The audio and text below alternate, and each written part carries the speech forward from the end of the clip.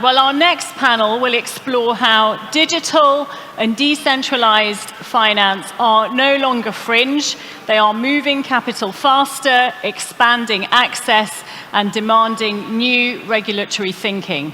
Please join me in welcoming our moderator and speakers to the stage. Our moderator for this session is Jonathan Nipper, Head of Strategy, Republic Digital. Please welcome Jonathan and his panelists. Good afternoon, everybody. My name is Jonathan Nipper. I'm the COO of Republic Digital, which is a digital asset hedge fund based in New York. Digital assets are no longer an edge case. Digital assets are now becoming increasingly mainstream.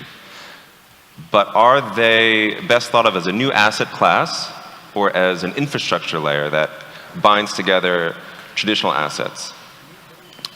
If they're investable and institutional, then how will they be integrated into market structure and into a modern portfolio? So we're going to unpack what that means for both institutional capital, allocation strategy, and the future of global finance. With us today are four deeply thoughtful voices on this topic. I will let them introduce themselves. Emma. Hello there. My name is Emma Lovett, and I work on the Markets Digital Assets team at JP Morgan, looking at how we can use Web3, insert blockchain into our existing markets products to make them more efficient. Hi, good afternoon. My name is Ray Dillett. I'm the Head of Financial Institutions in Europe for Bitwise Asset Management. We are one of the leading pure-play digital asset managers offering regulated exposure to digital assets via passive and active vehicles. Hi, pleasure to be here. My name is Nick Vitalis, coming from Tokyo, SBI Group. Originally the investments arm of SoftBank, however became independent afterwards. We've been focusing on digital assets pretty much for the past 12 years, first initially within the investment space, but then also more, as of late, proprietary build-outs. So pretty full stack. I look forward to talking with you today about a lot of different aspects and hopefully at some point meeting as many people as I possibly can. So thank you. Hello, I'm Arun Krishnakumar. I lead institutional growth at a DeFi platform called Camino Finance. We are the largest lending platform on Solana blockchain with over $4 billion worth of assets on chain with about 1.7 million users. Just here to enjoy the day and have an exciting conversation. Thank you. So the framing question is really, how should we think about digital assets and what does that mean in the next 5 to 10 years? Is this best thought of as an investable asset class, a la Bitcoin, Ethereum, something that I should be including in my portfolio? And is this an infrastructure layer, sort of new substrate that underpins all financial transactions moving forward? Arun, do you want to take that? Yeah. So I think it's definitely a new asset class in some sense if you're looking at it from a crypto perspective. But what we have is not just crypto. We have a much broader ecosystem of utility that is being built out using blockchain, which can benefit traditional financial services firms like JP Morgan. So I think it's a bit of both. You look at it as an investment asset class where you could potentially put in some capital into Bitcoin and the top investment opportunities within crypto. But also you could start looking at it as, okay, how do I benefit from the infrastructure, from the tokenization angle? How do I tap into the liquidity that's available there? And it's borderless liquidity. So how do I tap into it within the regulatory norms that we have today? And that's really kind of how I would see it.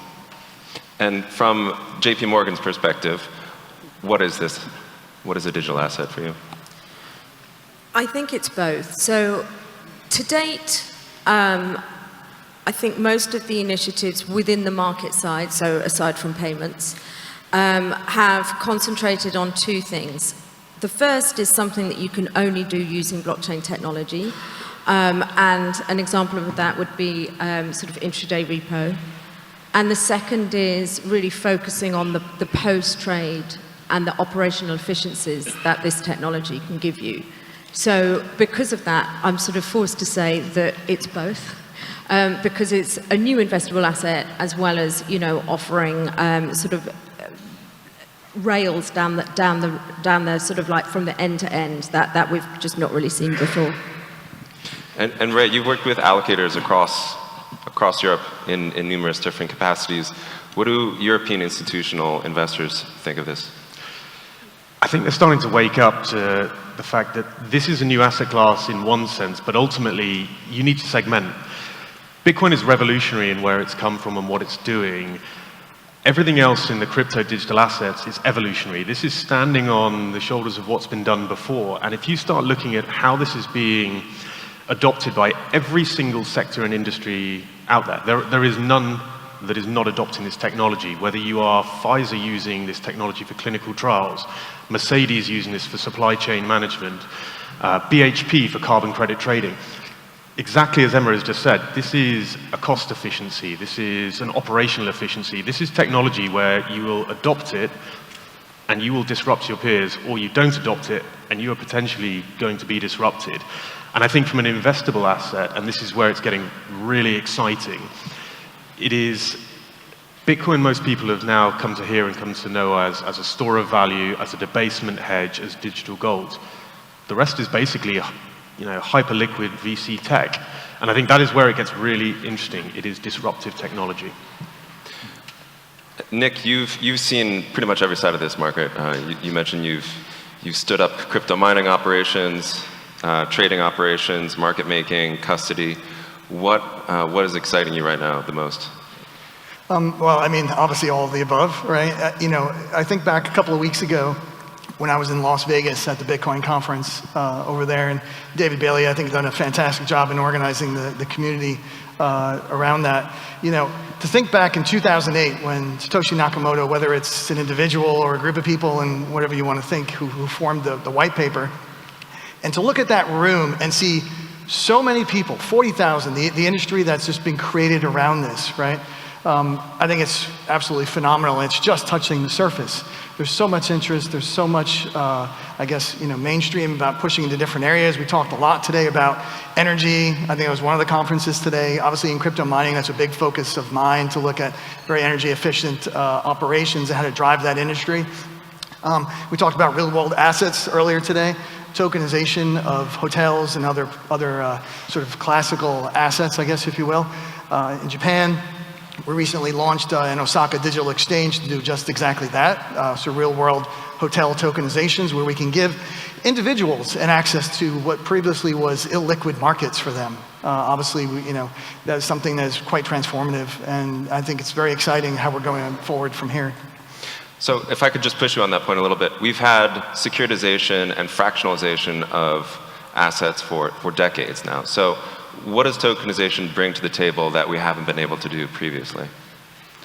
There's a lot of things. Obviously the access to the liquidity, not just regionally wise, but global wise. I think clearly the speed in which transactions can be performed, right? We look at traditional sort of process, we could take months, right? For an investment, and now it could be literally within minutes, right?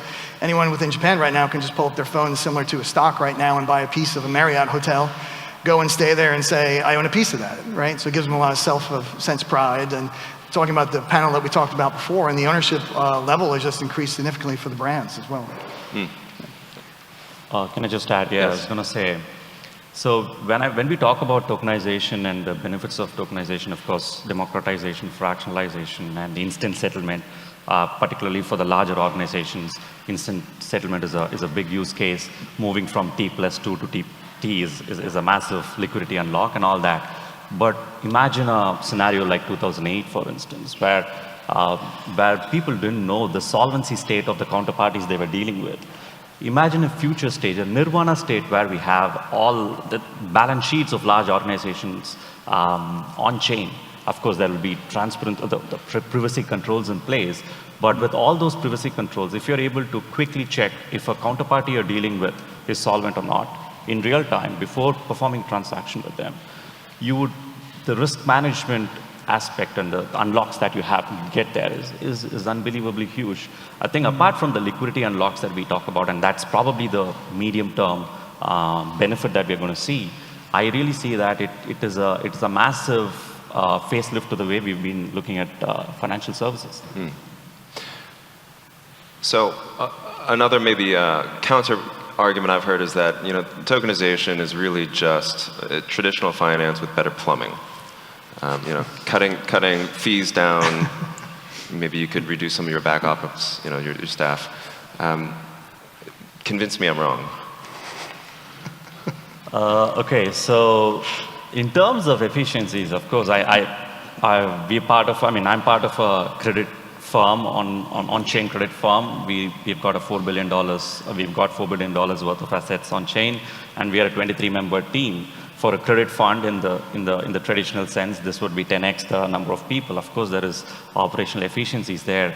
But I think as I just said, the tokenization part that really excites me here is not just the operational efficiencies, it's the globalization of an asset that you can have. There are so many assets that I'm working on personally that would just unlock a lot of instruments that the retail audience couldn't get access to in the past.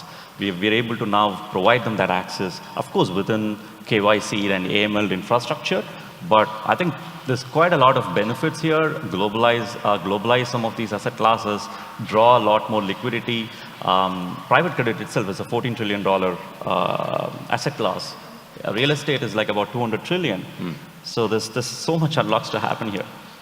If I can just jump on that, I think it's also worth noting the first thing that really people are starting to see, the real world application that's taking hold, stablecoins. And this is just the first step. And I think everybody woke up when Tether, the largest stablecoin out there, effectively announced their figures last year. They did 27.2 trillion in transaction volume. That's more than Visa and MasterCard last year. They generated over 13 billion in revenues. There's 150 people. What they are doing by disrupting and disintermediating a lot of the financial system is they're also banking the unbanked. If you earn $100 a month and you're in whatever country in the world and you couldn't get a bank account, you now can. This is revolutionary. This is changing everything, and this is why people are looking to effectively start seeing what is being done and start implementing that technology. And this is just the beginning. And I think, Ian, you mentioned KYC. You can tokenize the KYC process. This is another step. If you start basically compartmentalizing or looking at the building blocks of what needs to be done, everything is at play here. And the last panel, there was a fantastic start to it saying everything will be tokenized. I completely agree. And you can really just start looking at the building blocks of your business and effectively incorporating it where the necessity is most, and then take it away. And I think what's interesting with that is, in our personal life on the consumer side, we've seen a lot, we've seen a complete revolution with tech. We've all got smartphones now. We use them to pay for everything. 30 years ago, they didn't exist. Whereas actually on the financial services side, that plumbing has never really updated. We're still using the same kinds of systems. And, we've seen with the move from T+5 to T+3 to T+2 to T+1 how tricky it is with this traditional infrastructure that we're using. So I think what this technology does is it unlocks better rails, and it sets the scene for the future and for future generations to be using something that is a bit more resilient than what we've got today. So stablecoins are maybe the best product market fit we have in terms of a real world asset on chain outside of your sort of Bitcoin and Ethereum, right? If they become increasingly important, does everybody issue their own stablecoin? Does JP Morgan have a Jamie coin for cross-bank settlements, or like what is the approach here?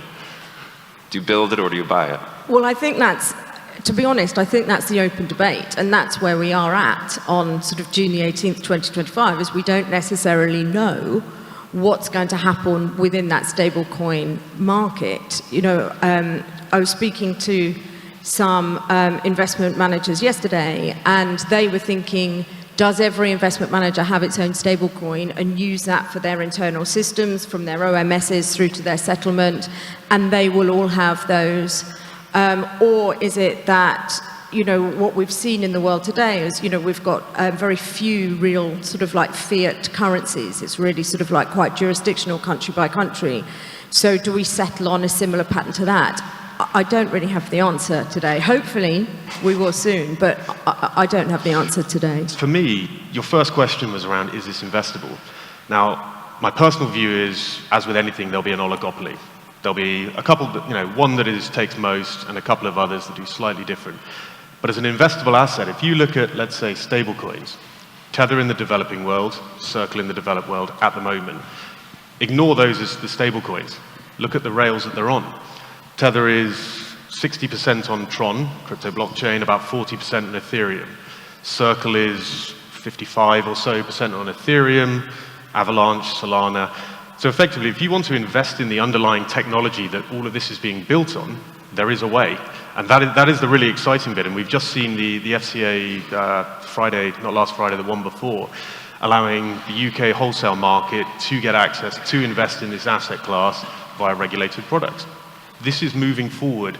We are seeing, it's borderless technology. We are seeing global harmonization of, a regulatory framework starting to come, but it's going to take time. Yeah. I'm just going to say something, and forgive me for this. To me, stable coins are the new meme coins, because everybody I talk to, they're looking to launch a stable coin. Unfortunately, I don't know. In terms of picking the winner or how it's going to go, unlike other assets that are being tokenized, be it real estate or private credit, I think stablecoin issuers should be looking at it as an ecosystem play. It's almost like an Android versus iOS. If you're not plugged into every single ecosystem application as a stablecoin provider, it's going to be very hard for you to become the de facto muscle memory asset that people will be using to transact on chain. And we are seeing it on a daily basis where we have USDC, for instance, on Solana. It's kind of the de facto stable coin, but we also work with Paxos, for instance. We work with Tether. They all have their stable coins, and we have a bunch of folks in this room who are working with us to kind of launch their own stable coins as well. But it's not just launching a stable coin and hoping it'll go because it'll fly because it's launched by a specific issuer. It's about working with the ecosystem, creating the integrations, making sure there's compatibility and liquidity at scale. And that really is what is going to help you be the winner in the end. Yeah, I think just to add on top of that in terms of your first question again about whether it's an investable asset class, right? I mean, obviously look at what's happening globally today, whether it's governments and private institutions, right? Whether it's the announcement of the Bitcoin treasury in the US for Bitcoin, other countries have already followed suit. It's probably no surprise that the Middle East probably has the largest reserve, although they haven't announced it. Yeah, when you're thinking about investments for your own family office or for your own sovereign wealth fund, clearly think about it multi-stack, right? And get some exposure, whether it's to Bitcoin or Ethereum or ETFs in that direct exposure, perhaps also through funds. And then what you probably heard from everyone here is infrastructure, right? Whether it's the underlying blockchain technologies, whether it's the pipes that are really going to drive all of that. It's hard to say whether it's this stablecoin or that stablecoin, but it's pretty fair to say that one out of those 10 infrastructures will be the one that's going to be the leading dominant force going forward. So I did want to touch briefly on the regulatory landscape. Overnight, the US Senate passed the stablecoin bill, the Genius Act. It now goes to the House, and they'll decide whether or not to reconcile or pass their own version of the bill. There's been some recent developments here in the UK along that front. Where are we now? Are we just at the beginning? Is this the final critical unlock to moving towards broader acceptance for something like a stablecoin? My take on this is has been a retail-led phenomenon, and it's now institutionalizing. And for institutions to be able to access, they need a regulatory framework that they can work in. And I mean, you'll know this better than probably anybody. It's hard yards. Yeah, it has been, and I think that the regulatory outlook in the US, sort of moving from reasonably prohibitive to reasonably permissive, is welcomed across the industry. I think that it's very difficult because we have instruments that work in a certain way because of the regulation.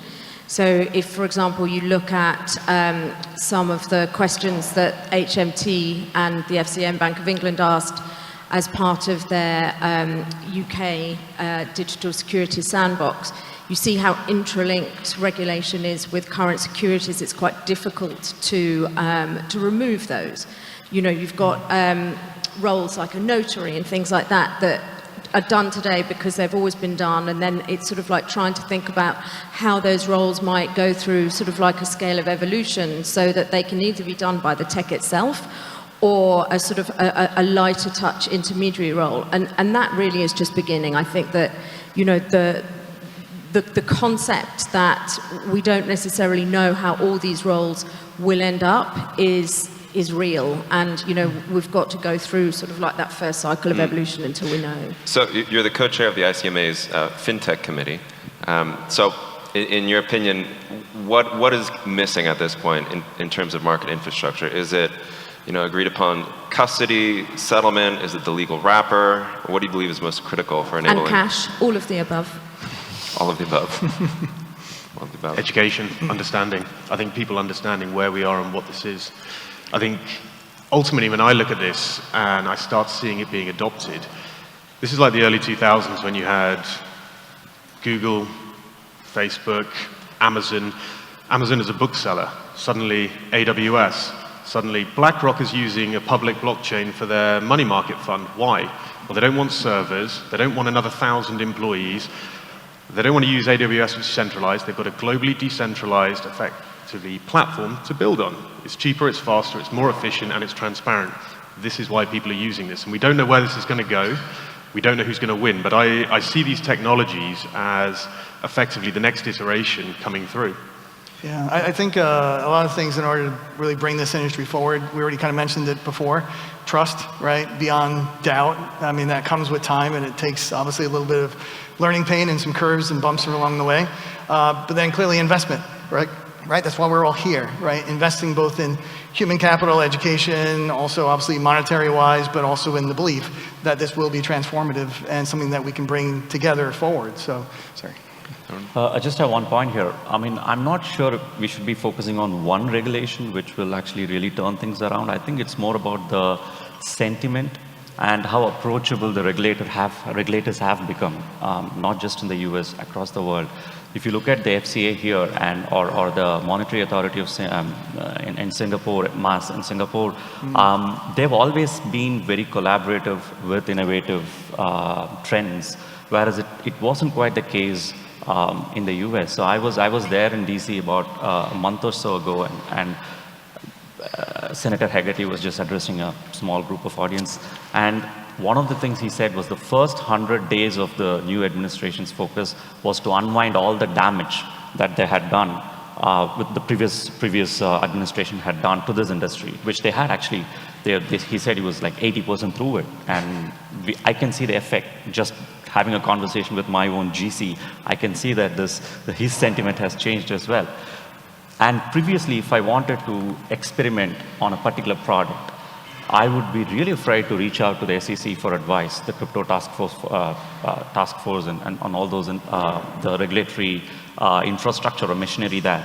But now they've started to open up. They're approaching the DeFi ecosystem. Like for instance, last week they said we are willing to consider exemption reliefs for certain specific DeFi protocols, and those are all the kind of approaches that really makes the industry feel comfortable and capital markets feel comfortable that they're now starting to feel ready. Okay, this is a space that we can comfortably start exploring, and the regulators are not going to come after us. So I think that approach is interesting. So if the regulatory landscape has moved and shifted from one of headwinds to now absolutely tailwinds, if that's no longer the chief concern and risk, say from a more operational perspective, maybe Nick, what is your biggest concern, or where are the biggest risks to investing in this asset class? Well, I mean, obviously get beyond volatility and other things, right? I mean, it's still a very nascent and evolving industry, and that's fine. I think a lot of investment in time, clearly around security, whether it's sort of the cybersecurity elements of it. I mean, it's still a technology, right, which is very much focused on that. I think the blockchain helps with that in terms of ensuring the immutability of transactions and the auditing of it as well. But I think the biggest risk is obviously just lack of adoption, honestly speaking. Unless we all believe and sort of drive the industry forward, then there won't be much of a future. I mean, I think with that adoption and sort of belief, you just need to understand what's actually happening here. And we live in a digital age. The digitization of cash, the great wealth transfer that's happening to a digital native group of people, and everybody talks around megatrends such as AI. These AI agents, agentic AI, trading models, they're not opening bank accounts, they're having wallets. They are trading and staying on chain. And this is where it needs to be secure on chain. This is where the regulators, the practitioners, the banks need to adopt, understand, and actually embrace this. And it's happening. And I do believe the regulators should be thoughtful, slow in their approach, and not jumping the gun. But they need to also understand that this will move and maneuver in ways that they don't quite understand. Similar to Google as the effect of Yellow Pages back in the day is now the greatest data analytics business on the planet. Well, we don't know where this is going to go, but they need to have just rails. And I guess just sort of quickly to add, from a markets perspective, most of the initiatives to date have been on privately permissioned blockchain platforms. So most of the digital new issuances, there's been around 70 over the last 5 years, have been on these privately permissioned blockchain platforms, they're either owned by banks or by some of the FMIs. And I think that the problem with that is they're very good for some of the concerns around things like cyber. They're very good for KYC because they're sort of only really open and available to customers of that platform who have to go through an onboarding process. But they haven't ever really scaled. And there's an interoperability problem because even though they do work very well themselves, they're almost like an individual ecosystem and they don't speak to each other. So from a tech perspective, I think that we've got to work and look at how we can sort of like scale. We can sort of keep the single source of truth. We can keep the access to liquidity and some of those things that we're really holding as sort of being a huge priority in using this technology and sort of mold it into what we've done to date. And sort of at that point, I think it's really going to fly. People say that AI is a tool for solving increasingly difficult problems that require intelligence. But blockchain is a tool that can be used for solving problems of coordination. And some might argue that, as Ray pointed out, your Avalanche or Solana, your Ethereum, those layers are already there, providing one solution to that, and it requires sort of the agreed adoption from the rest of the players in the space. What do you think of that?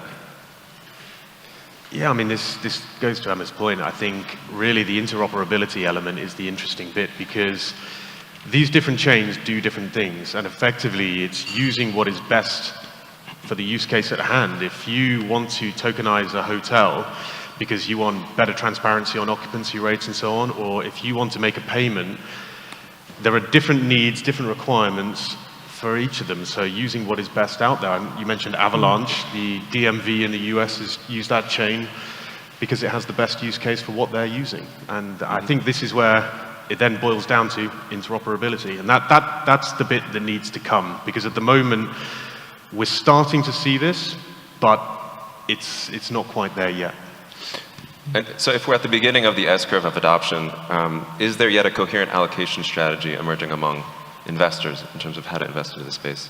Nick? Yeah, I mean, I think I kind of harped on it a little bit before. In terms of the way I view investment in this industry is very multi-sectored. So we look for exposure to obviously generation, so in the form of Bitcoin mining, for example. We're very heavily invested in that space. We look for exposure to that market, exposure to the assets directly, whether it's investing in Bitcoin or ETFs in some form or fashion. Obviously looking to hedge that risk, whether it's the utilization of futures and options, which has created a very large market in the derivative space, which will just continue to grow over time. And of course, technology, right? We've heard it all here many times, right? Tech. Whether it's AI or whether it's direct, in the underlying protocols that are existing out there in blockchains, those will be very transformative, and I think the cornerstone of the industry going forward. Any other final thoughts? I'm not an investor, so I can't advise on that, but I would love to just add a point on the AI blockchain convergence of these two technologies when it comes to financial services. I think blockchain is probably getting there faster, in my opinion, primarily because it's more the integrity layer. The intelligence layer is going to take a lot more time, primarily because in a regulated environment, when there is intelligence thrown at you, insights thrown at you, the regulators expect explainability. So if you're not able to explain a particular insight that AI engine has thrown at you, you cannot use that for your business decisions. And I think that one big hurdle is going to be a kind of a blocker at this point. I see that as a blocker at this point for adoption within mainstream financial services. On the investment side, I'm not sure if I can advise. Yeah, I mean, from the investment side, this is our bread and butter. We offer regulated exposure to the underlying asset class, and ultimately it's understanding what are you trying to solve. If it is a bond replacement and Bitcoin is very lowly correlated, about 0.05 correlation, maybe that's interesting. If it is you want to get just diversified exposure to the asset class, you can do so via an index. Or the alpha space, the hedge fund space, depending on what you're looking to do, there is anything for everybody. It's exciting. Well, I think we're at time, so with that, I'd like to thank our panelists.